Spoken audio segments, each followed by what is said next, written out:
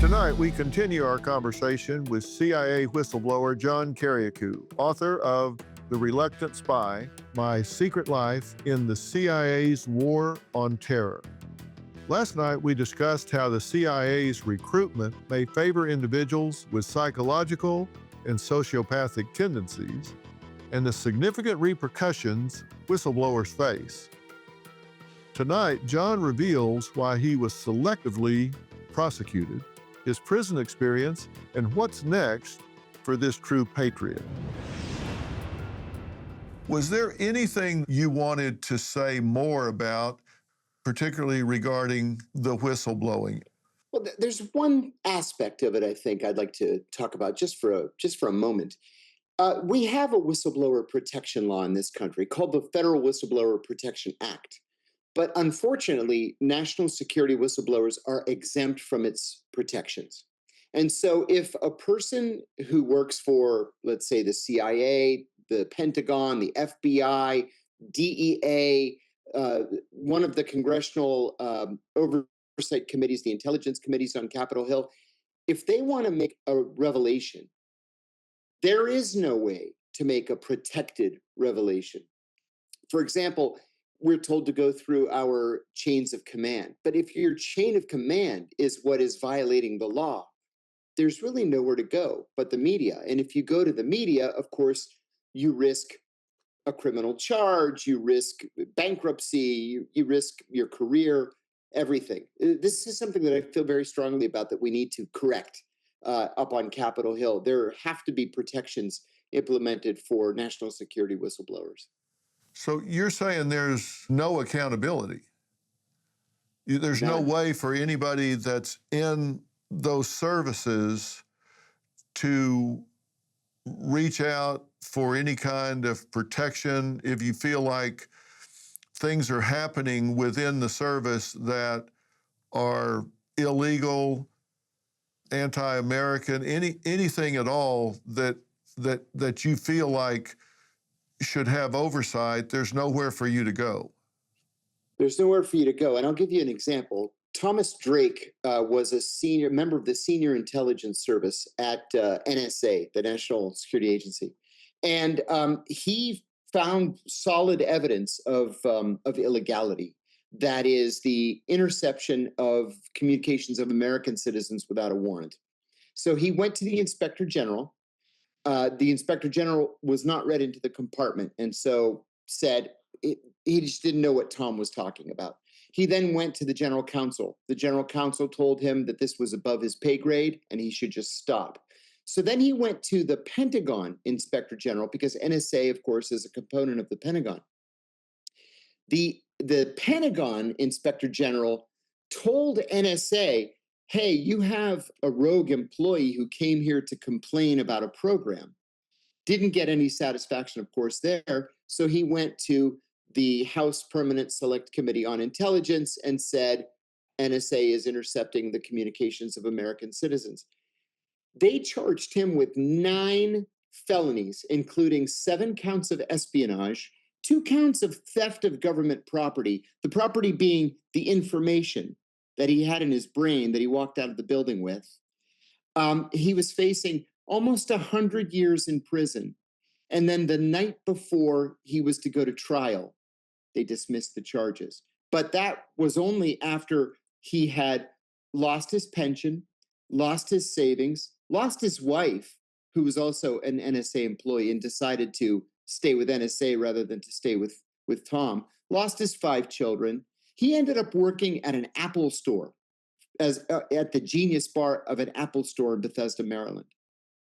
That's what happens when you use the internal mechanisms that have been set up for whistleblowing. They just simply don't work. So when you started on your journey, where was the first place you went? I went to my boss and I said, this is wrong, wrong, wrong. And he said, listen, this is way over our pay grades. You need to keep your mouth shut.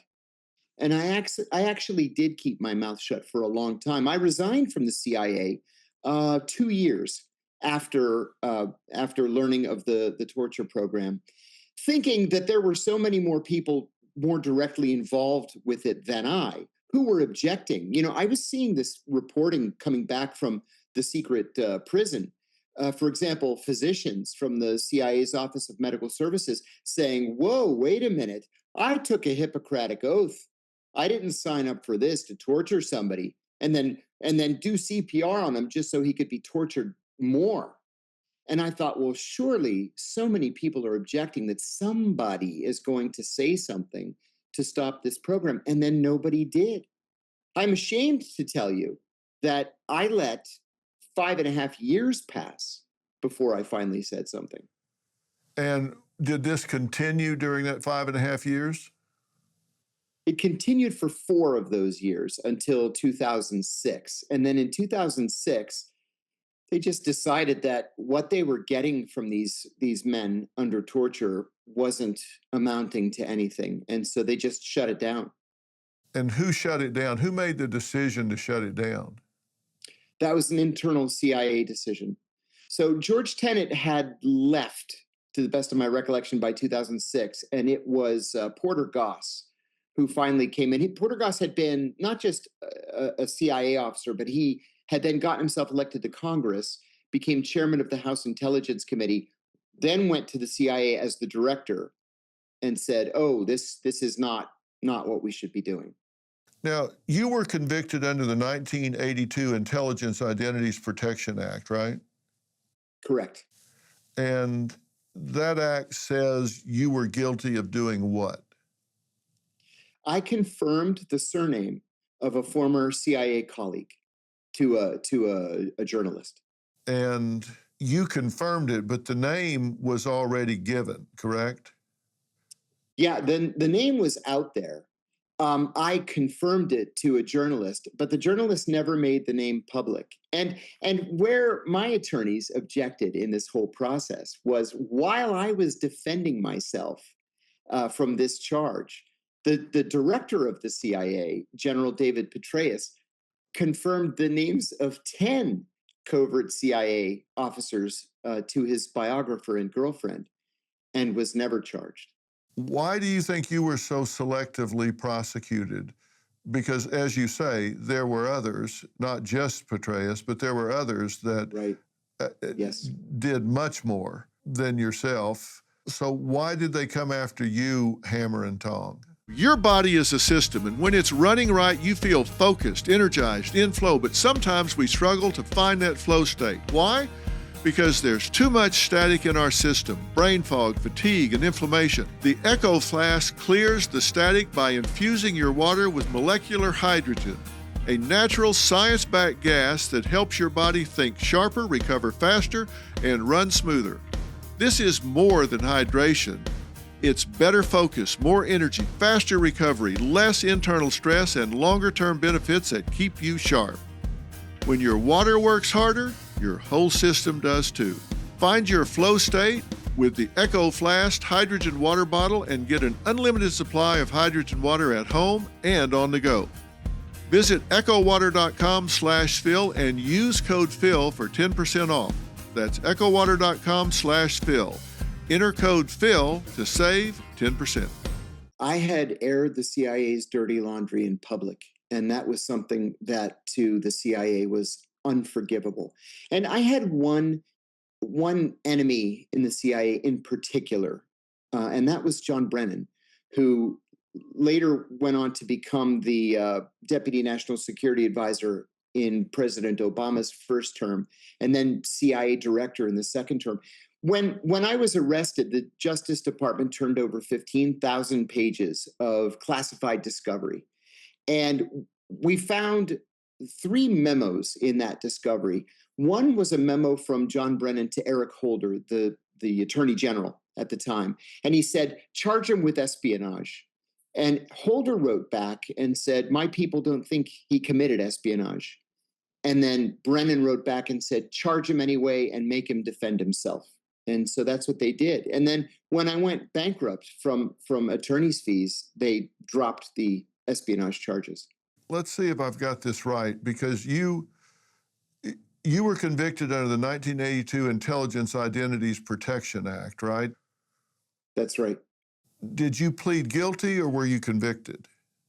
Oh, I pled guilty, most definitely. Yes. I asked my attorneys, I was going to plead not guilty. And when I say going to plead not guilty, I mean the Justice Department had made a best and final offer of 30 months. I do 23 months, or we go to trial. And my wife and I stayed up all night long the night before, just going through whatever information we could about this Intelligence Identities Protection Act. And because nobody had ever challenged it at trial, there was no precedent. There were several articles in the Harvard Law Journal saying that it was unconstitutional. And so I decided to fight. So I emailed my attorneys at 6 o'clock in the morning and I said, let's go to trial. We're going to fight. And one of them emailed me back and said, put on a pot of coffee. We're on the way over. So they came to the house at 7. And the oldest of my attorneys, the most experienced, he had been an attorney in Washington for 52 years, was what the Washington Post called a legal titan, got right up in my face and said, you stupid SOB, take the deal. I said, well, wait a minute. You're the one who told me that we were going to fight and that I should go to trial. The second of the 4 attorneys that came that day, a true Southern gentleman, he said, listen, if you were my own brother, I would beg you to take this deal. And I said, but I don't believe that I've done anything wrong. And then the third one, the one who I liked and respected the most, said to me in a very perturbed fashion, you know what your problem is? Your problem is you think this is about justice, and it's not about justice. It's about mitigating damage. Take the deal. And so I said, all right, if I don't take the deal, what am I realistically looking at? And they said 12 to 18 years. And I said, all right, I have 5 kids at home. I'll take the deal. And that third attorney said, this could be a blip in your life, or it could be the defining event of your life. Make it the blip. And so I took the deal. Did you do the right thing? Struggling with sleepless nights and exhausting days? Well, Beam's Dream Powder can change that. Beam is proudly founded in America and run by people who value hard work, integrity, and delivering results. Beam's Dream Powder is a healthy nighttime blend packed with science-backed ingredients shown to improve sleep so you'll wake up ready for the day. Dream is made with a powerful blend of all natural ingredients: reishi, magnesium, L-theanine, apigenin, and melatonin. Plus, Beam is giving my listeners the ultimate Patriot discount of up to 40% off. Try their Dream Powder and get up to 40% off for a limited time. Go to shopbeam.com/Dr. Phil. That's shop, BEAM.com/Dr. Phil and use code Dr. Phil for up to 40% off. Sleep better, wake up stronger, and show up ready for your family, work, and country. In retrospect, yes, I did. It's so much easier to fight these injustices from the comfort of your own home than from a prison cell. I wrote regularly when I was in prison. I didn't intend to. One of my attorneys said, when you feel comfortable, once you get to prison, send me a letter and I'll circulate it to these 600 people who had signed up for a mailing list just to see how I was doing. So I waited about 6 weeks. And when I finally got my sea legs, I wrote something that I very arrogantly called Letter from Lorto because I wanted to model it on Martin Luther King's letter from Birmingham jail. So I called it Letter from Lorto.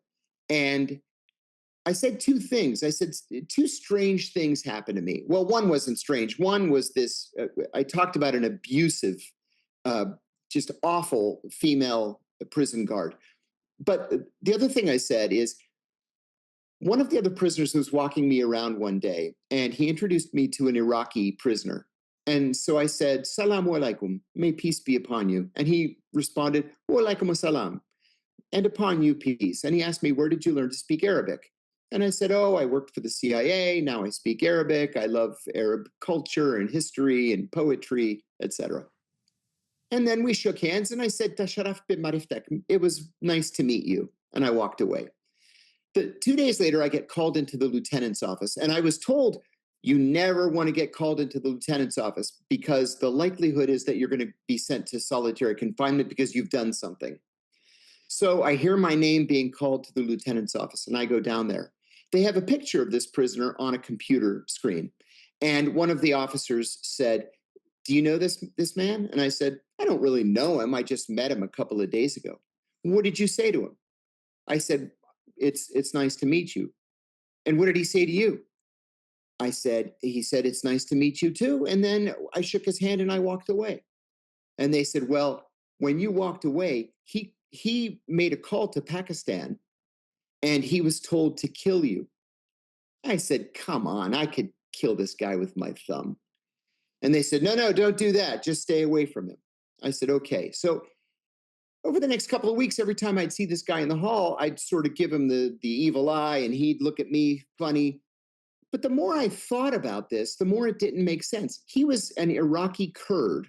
Why would he call a number in Pakistan where they don't speak either Arabic or Kurdish? And why would they tell him to kill me? That doesn't make any sense. So I saw him in the yard and I went up to him and he got a little scared. And I said, "No, no, no, I don't mean you any harm. I just want to ask you, after we met in your cell, did the police say anything about me?" And he said, "Yes, they told me that after we met, you called a Washington number and they told you to kill me." And I said, "Oh, for heaven's sake." "Well, they told me you called a Pakistani number and they told you to kill me." And we got a laugh about how ham-handed this was. But then I went to the law library and looked this up. And this was actually Class D felony. It was conspiracy to promote violence in a federal facility. And so I wrote about this saying, "I've been here, I was there 4 days and already they're trying to get me to kill a guy or to get a guy to kill me for sport, apparently." Well, the blog went crazy because Ariana Huffington picked it up and put it on the Huffington Post. Then Jake Tapper came to the prison to interview me, and The Economist came to interview me, and the Atlantic Magazine and CNN, and it was ridiculous.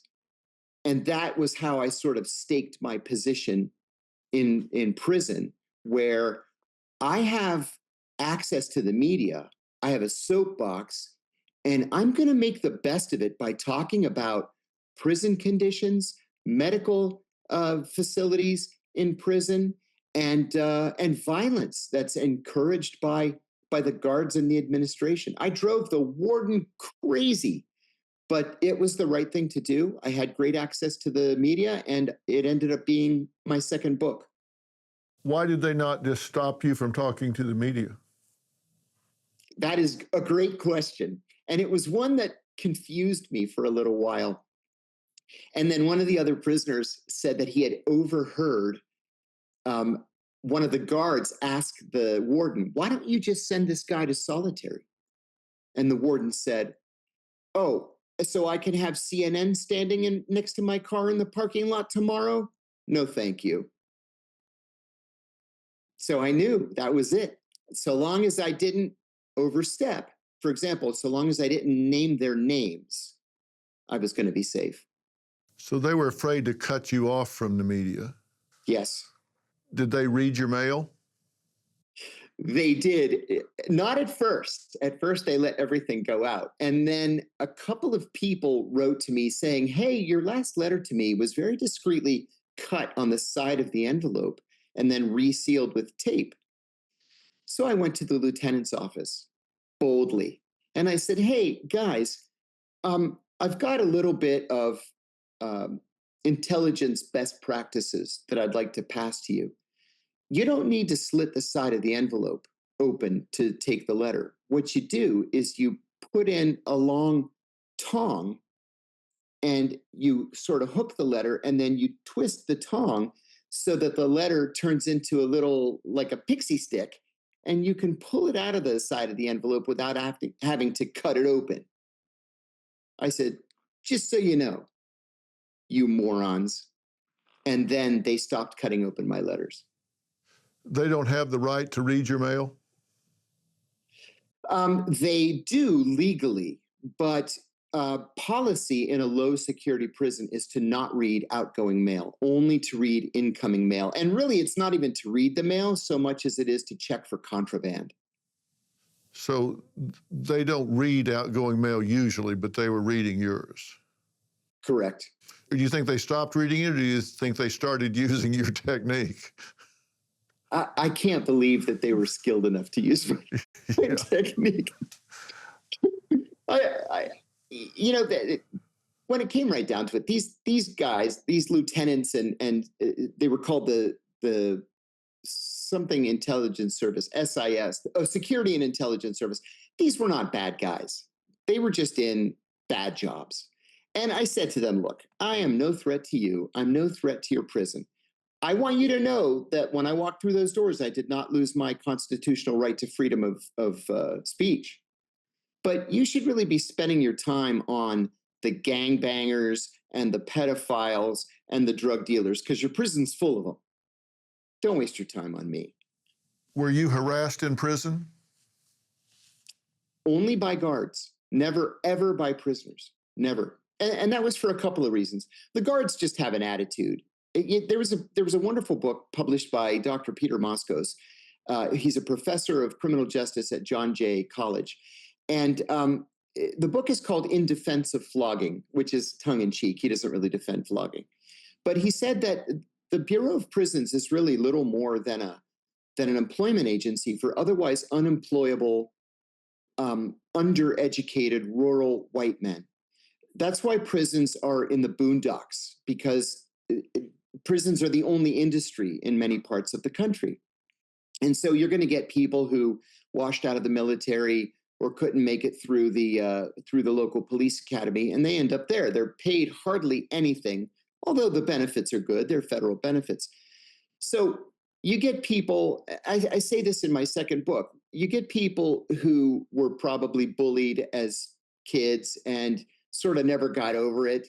And this is their chance to bully somebody else, somebody who can't defend himself, somebody who can't fight back. You'll be accused of insolence and you go straight to solitary confinement. So I had problems only with the guards, not with the prisoners. And I do say also in this second book, Doing Time Like a Spy, that on my first day, one of the guards told me, and this is the only thing he told me as he processed me in, he said, if someone comes into your cell uninvited, that is an act of aggression. And I said, oh, great. I've been here 40 minutes and I'm going to get my butt kicked. So sure enough, two guys came in. One had a swastika tattooed on his neck. It took up his entire neck. Another one had white power and swastikas on his arms.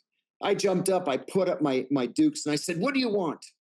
And one of them asked me, are you the new guy? I said, yeah, so? And he says, are you a rat? I said, no, I'm not a rat. He said, are you gay? He didn't use the word gay, though. And I said, no, I'm not gay. He said, are you a chomo? I said, I don't know what that word means. And he said, chomo, child molester. I said, no, I'm not a child molester. He said, okay, you can sit with the Aryans in the cafeteria. I said, oh, great. Now I'm with the Aryans, of all things.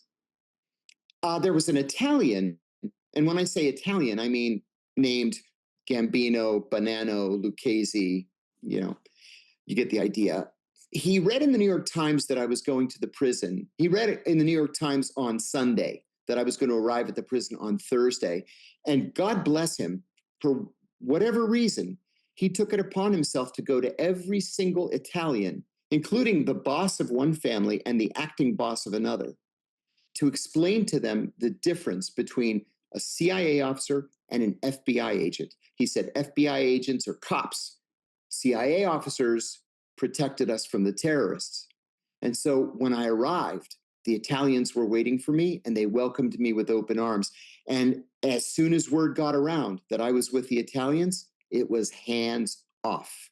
I never had any problems. If you're handling your own books or have a bookkeeper, you're risking inaccuracies, missed deductions, and blind spots in cash flow. Financial Yield Solutions, Inc., known as FYSI, has a seasoned team of accounting professionals and attorneys that handle every journal entry, bank reconciliation, and month-end close. They deliver clear and timely financial reports so you can stay in control. Plus, their advanced tax avoidance strategies can help you capture every deduction before you file. You'll even get plugged into their network of industry leaders and referred partners for real-world growth opportunities. Set up your free consultation to learn how FYSI's experts will transform your books into a growth engine and accelerate your business to the next level. Act now to claim your free $5,000 business assessment. Available only for a limited time. Visit fysi.com/Dr. Phil and use promo code Dr. Phil or call 800-877-4000 today. I think people are interested to know whether or not CIA is engaging in monitoring, investigating, looking at data of American citizens. Yeah, that is such an important question. We know for a fact that both NSA and FBI definitely are. And they're doing it in such a terrible way. This is something that really requires a legislative fix. Rather than to go to a judge to ask for a warrant, so rather than having to find probable cause, they now just go to the data providers and buy the data. It's for sale. The metadata is for sale. It's for sale by Facebook and X and Instagram, and everybody just has it for sale. So they just buy it. There's no legal prohibition on purchasing it. CIA is not supposed to collect any information at all on American citizens, ever. They say that they don't. I want to believe that they don't, but I really don't know. But they can go to Meta and buy what? How would they buy information on an American citizen? Can they buy it in bulk, or can they buy it on an individual? How do they do that? It's far easier and more clearly legal to buy it in bulk. But then they can sort through it and pull out your data. When you open an account on Facebook, for example, or Instagram or LinkedIn or any of these social media platforms, as part of the terms and conditions, you agree that you're turning over ownership of the metadata to the company, and then they're free to do with it whatever they want. Now, they most normally sell it to companies so that they can target advertising to you, so that they can give you in your feed advertisements they think that you would react positively to. But the government will just take it to see what kind of articles you click on, what kind of comments you make. And I've said too, not that I'm unique, a lot of people have said, they can figure out whether you're calling your doctor, or maybe you belong to a depression support group or an abortion survivors support group or a clean drug addicts support group, or whatever it is. They can put a picture together of you based on your metadata that doesn't really require them to ever have to go to a court and ask for permission to dig into your past. Now, this is a new phenomenon. It's just over the last 20 years. And Congress just simply hasn't addressed it. If you were going to go back through your history, what would you do different if you had this to do all over again? Well, there's one very important thing that I would do differently, and that is I would have hired an attorney before blowing the whistle. Before I said a single word in public, I should have had an attorney sitting next to me and advising me, and I didn't. And so I had to be reactive. To tell you the truth, Human Rights Watch had already said that the CIA was torturing its prisoners. The International Committee of the Red Cross had already said the same thing. Amnesty International had said the same thing. So I didn't think it was that big of a deal for me to go out and confirm it. It became a page one international story. And having to be reactive to that put me at a disadvantage. I wish I'd had an attorney with me. What advice would that attorney have given you now, in retrospect, that you would have done something differently? The attorney probably would have not told me to do anything substantively differently other than to not accept so many um, press requests, media requests. I should have made the disclosure, and that should have been the end of it. But instead, I made the disclosure and then gave 50 other interviews. And of course, each interviewer wants to build on the original disclosure. And I was bumping up against classified information. I had to be very careful.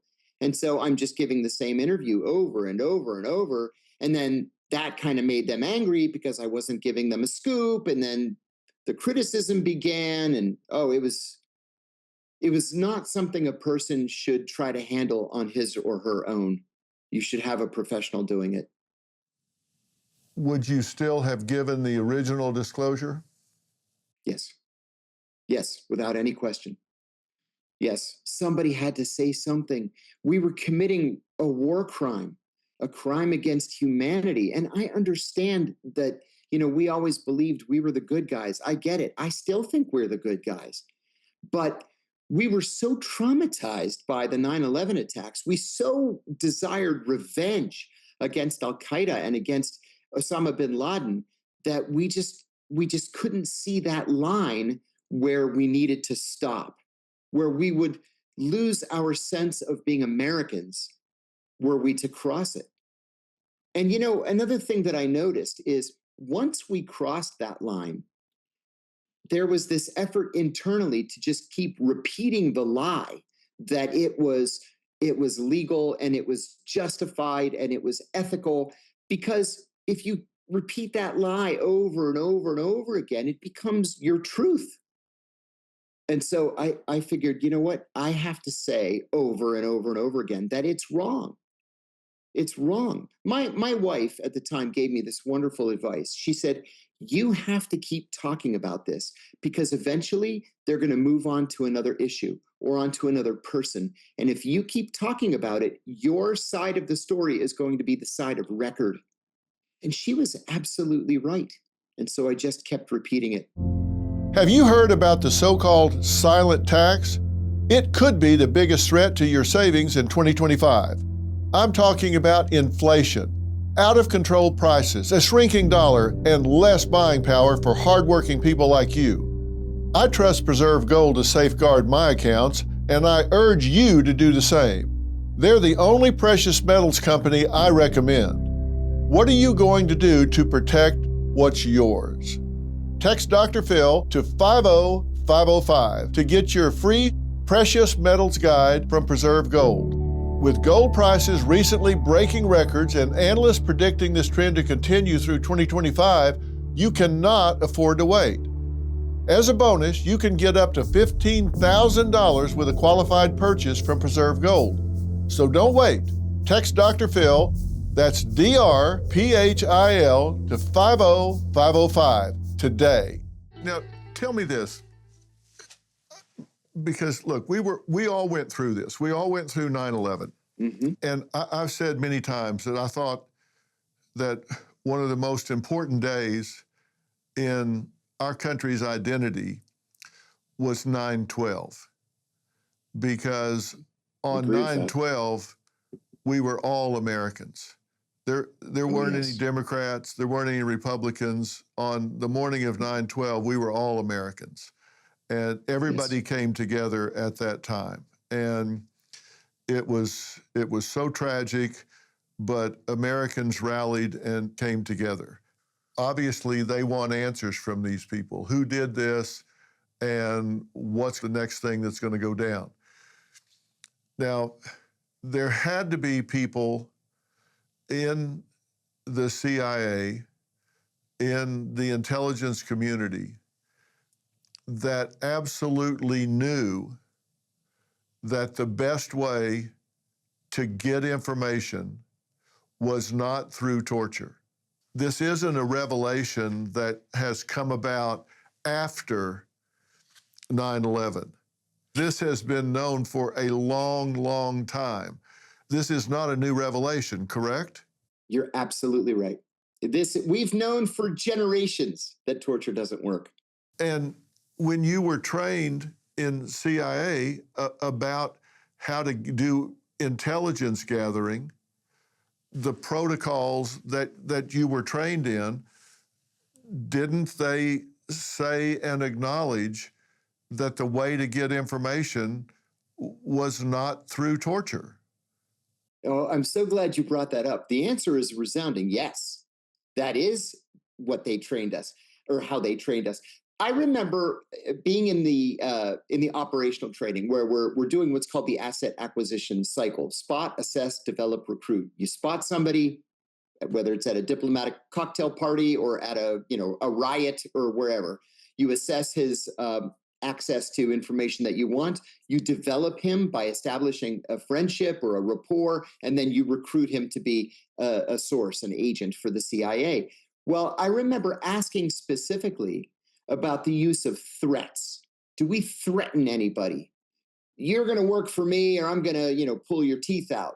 And they said, absolutely never. First of all, it's not ethical to do something like that. Secondly, it never works. And you run the risk of him coming to the next meeting with a gun so he can kill you for threatening him.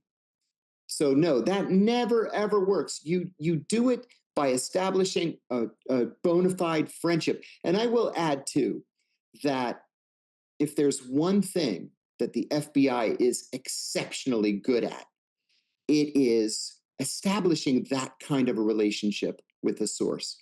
Ali Soufan was the FBI agent who interrogated Abu Zubaydah at the secret site.